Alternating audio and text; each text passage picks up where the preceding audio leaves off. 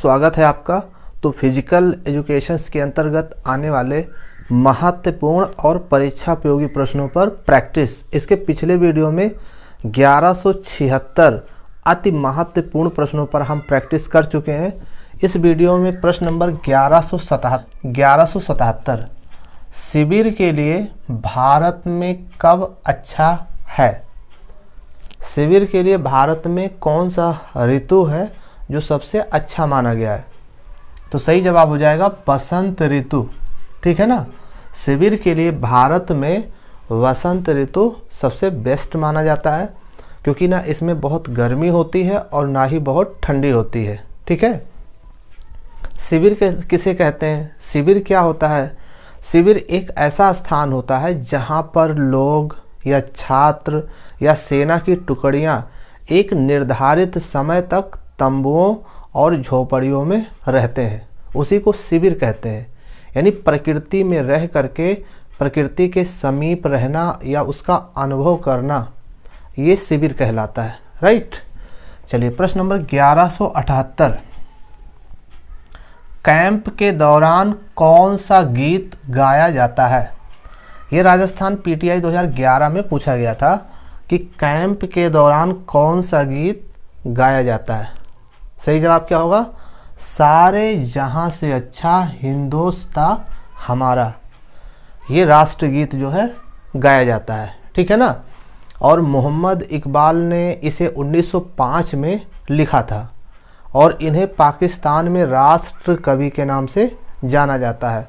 अगर बात की जाए राष्ट्रगीत का जो समय होता है वो 1 मिनट 9 सेकंड होता है और जो राष्ट्रगान होता है वो 52 सेकंड में गाया जाता है। ठीक। चलिए प्रश्न नंबर 1179 शिविर की अवधि कितनी होती है।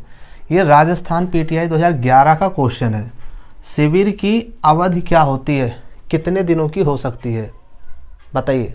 तो शिविर की जो अवधि होती है वो 1 दिवसीय भी हो सकती है, साप्ताहिक भी हो सकती है और मासिक भी हो सकता है। ठीक। चलिए प्रश्न नंबर 1180 कैंप फायर समिति होती है कहाँ पर। कैंप फायर समिति कहाँ पर होती है, किस में होती है। ये क्वेश्चन राजस्थान पीटीआई 2013 का क्वेश्चन है। क्वेश्चन क्लियर हो गया। उत्तर क्या होगा, तो ये कैंप फायर जो होती समिति होती है वो शिविर में होती है। ठीक है ना। कहाँ पर होती है, इसका सही उत्तर हो जाएगा शिविर में होती है। कैंप फायर का जो कार्यक्रम होता है वो शिविर के अंतिम दिन आयोजित किया जाता है और इसकी अवधि जो होती है वो 45 मिनट से 1 घंटा हो सकता है। ठीक। चलिए प्रश्न नंबर 1181 एक शिविर के द्वारा आप क्या सीखेंगे। ये क्वेश्चन यूपी टीजीटी 2004 का है। एक शिविर के दौरान आप क्या क्या सीखेंगे, तो ये बताना है। तो सही जवाब क्या होगा, अनुशासन। ठीक है ना। एक शिविर के दौरान हम अनुशासन सीखते हैं। ठीक है। और निर्धारित समय में कार्य करना सीखते हैं। ठीक है। समय पर सोना, समय पर जागना, बातचीत करने का तरीका, व्यवहार, आचरण, ठीक है, मान सम्मान करना या झगड़ा लड़ाई ना करना, ठीक है ना, आदि नियमों का पालन बहुत सख्ती से किया जाता है। ठीक। एक शिविर के दौरान। ठीक। चलिए प्रश्न नंबर 1182 शिविर का अनुशासन कैसा होता है। ये क्वेश्चन यूपी टीजीटी 2005-2009 में पूछा गया है कि जो शिविर का अनुशासन होता है वो कैसा होता है। तो इसका सही जवाब क्या होगा, कठोर।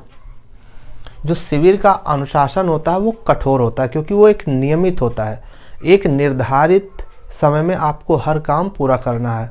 एक सही समय पर जागना, सोना, खाना पीना, हर चीज़ का एक समय निर्धारित होता है। ठीक है ना।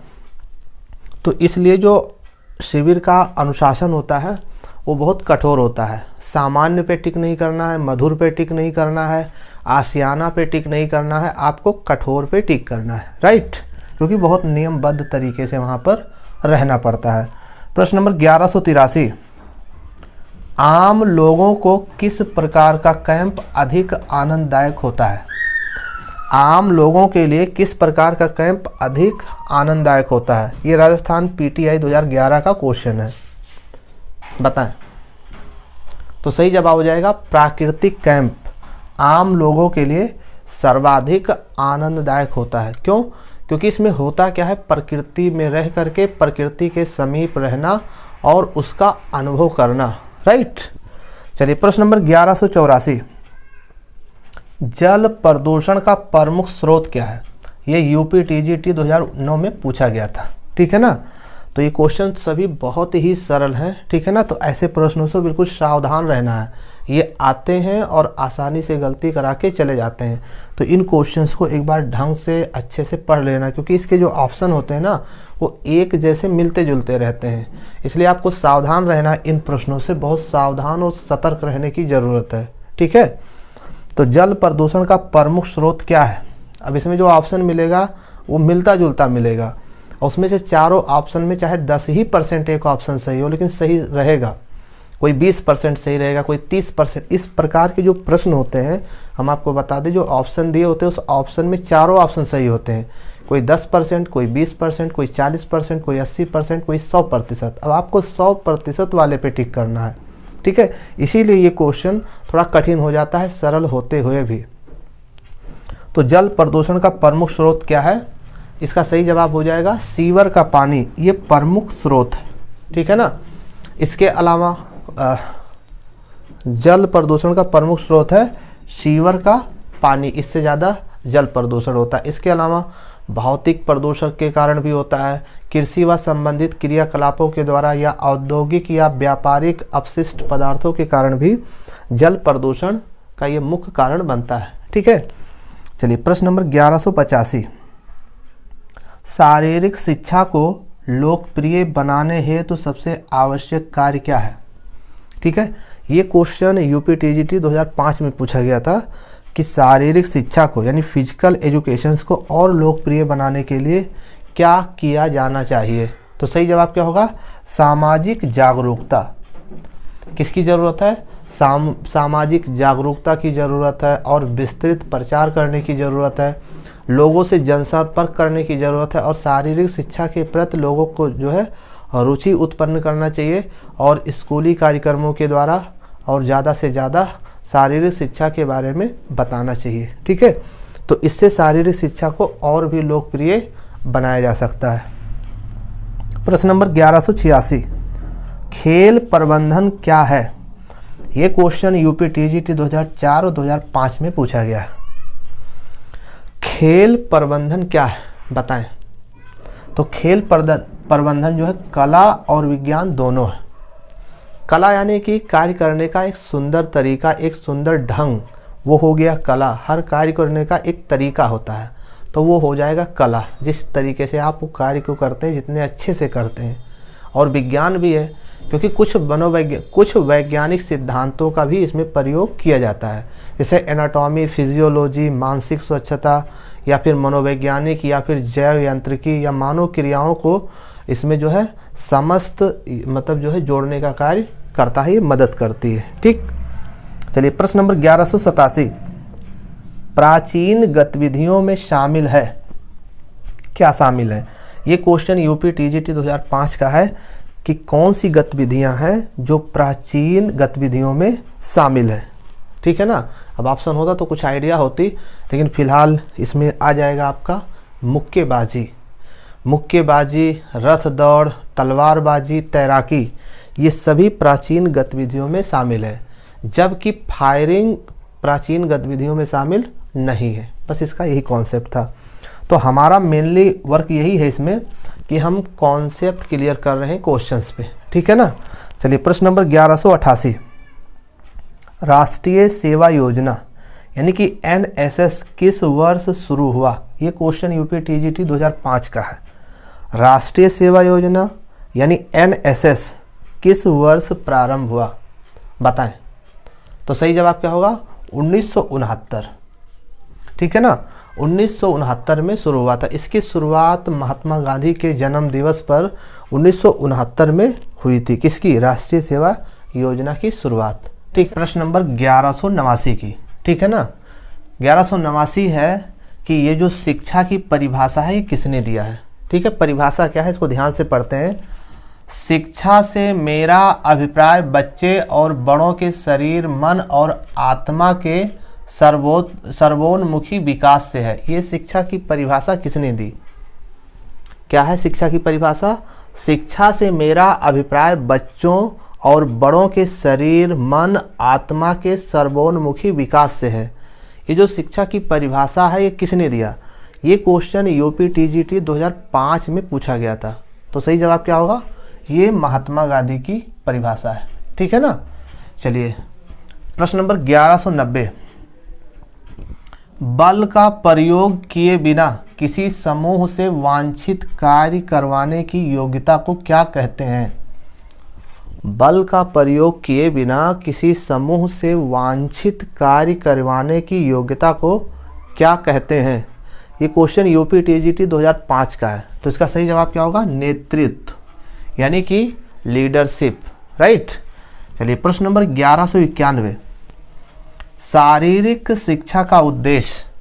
शारीरिक शिक्षा का उद्देश्य शारीरिक विकास करना, गामक विकास करना, मानसिक विकास करना, मानवीय संबंधों का विकास करना, ऐसा किसका मानना है?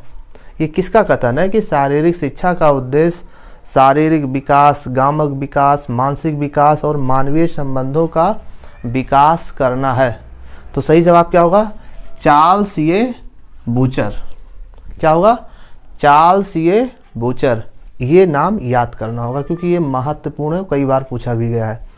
चलिए प्रश्न नंबर 1192, खेल क्रीड़ाओं से बल, गति, संतुलन के कौशल, नैतिकता और संवेगों पर व्यक्ति नियंत्रण करता है।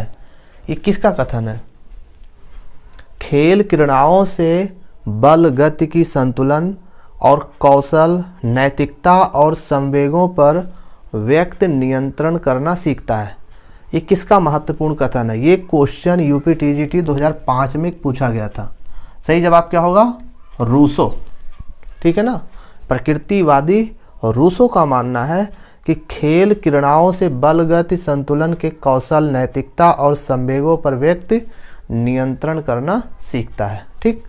चलिए प्रश्न नंबर 1193, नेतृत्व से सत्ता दिखाई जाती है तथा फैसले लिए जाते हैं। ये किसका कथन है? नेतृत्व से सत्ता दिखाई जाती है और फैसले लिए जाते हैं। ये किसका महत्वपूर्ण कथन है? सही जवाब डार्लिंग आर के। क्या नाम है? डार्लिन आर के का मानना है कि नेतृत्व से सत्ता दिखाई जाती है और फैसले भी लिए जाते हैं। ठीक। चलिए प्रश्न नंबर 1194, अगर किसी बालक द्वारा एक खेल में वीरता का अभिनय किया जाता है तो यह किस प्रकार के खेल में आता है? ये क्वेश्चन यूपी टीजीटी 2005 का है। अगर किसी बालक द्वारा एक खेल में वीरता का अभिनय किया जाता है तो यह किस प्रकार के खेल में आएगा? सही जवाब ये आएगा संवेगात्मक खेल के अंतर्गत। राइट। चलिए प्रश्न नंबर 1195, मैं एक मरीज हूँ और मैं एक डॉक्टर से मिलने गया था जो खुद के कार्यालय पद्धति के मालिक हैं। इस प्रकार की सेवा को क्या कहा जाता है? ये क्वेश्चन यूपी टीजीटी 2016 का है। जानते रहिए किस टाइप के क्वेश्चन आते हैं, नहीं तैयारी कैसे करेंगे? आपको पता होना चाहिए ना किस प्रकार के प्रश्न पूछे जाते हैं। तो कुछ क्वेश्चन रिपीट होते हैं तो उसको आप सुने रहेंगे, देखे रहेंगे तो बहुत ज़्यादा दिमाग नहीं लगानी पड़ेगी। ठीक है ना। और सफल जल्दी हो जाएंगे। ठीक है। चलिए तो मैं एक मरीज हूँ और मैं एक डॉक्टर से मिलने गया था जो खुद के कार्यालय पद्धति के मालिक हैं। इस प्रकार की सेवा को क्या कहा जाता है? क्या जवाब होगा? निजी चिकित्सा संबंधी। इसको कहेंगे निजी चिकित्सा संबंधी। राइट। चलिए प्रश्न नंबर 1196, बाल्यावस्था में व्यवहार सर्वाधिक प्रभावित होता है। ठीक है। किससे? बाल्यावस्था में व्यवहार सर्वाधिक किससे प्रभावित होता है? ये क्वेश्चन यूपी टीजीटी 2004 का है। ठीक है ना। बताएं बाल्यावस्था में व्यवहार किससे सर्वाधिक प्रभावित होता है? सही जवाब बाल्यावस्था में व्यवहार जो होता है वो सबसे ज़्यादा प्रभावित होता है परिवार से। ठीक है ना। नंबर 1197, स्वास्थ्य के लिए अच्छा पोषण क्यों जरूरी है? ये क्वेश्चन यूपी टीजीटी 2004 का है। स्वास्थ्य के लिए अच्छा पोषण क्यों जरूरी है?